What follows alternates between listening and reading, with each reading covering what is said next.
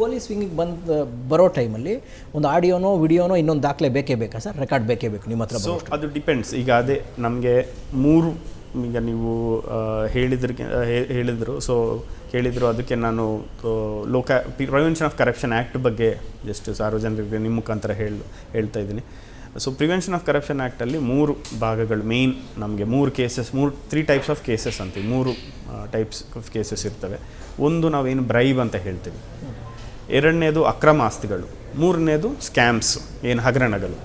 So ಈ bribe ಏನಿದೆ ಅಂದರೆ ಡೈರೆಕ್ಟ್ ದುಡ್ಡು ಕೇಳ್ತಾ ಇದ್ದಾರೆ ಅಂಥ ಕಂಪ್ಲೇಂಟ್ ಏನಾದರೂ ಬರೋದನ್ನ ನಮಗೆ ಎವಿಡೆನ್ಸ್ ಬೇಕು.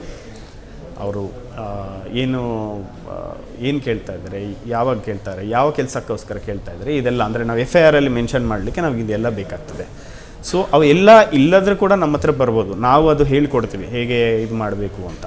ಬಟ್ ಒಂದು FIR ಆಗಬೇಕು ಅಂದರೆ ಇವೆಲ್ಲ ನಮಗೆ ಬೇಕಾಗ್ತದೆ.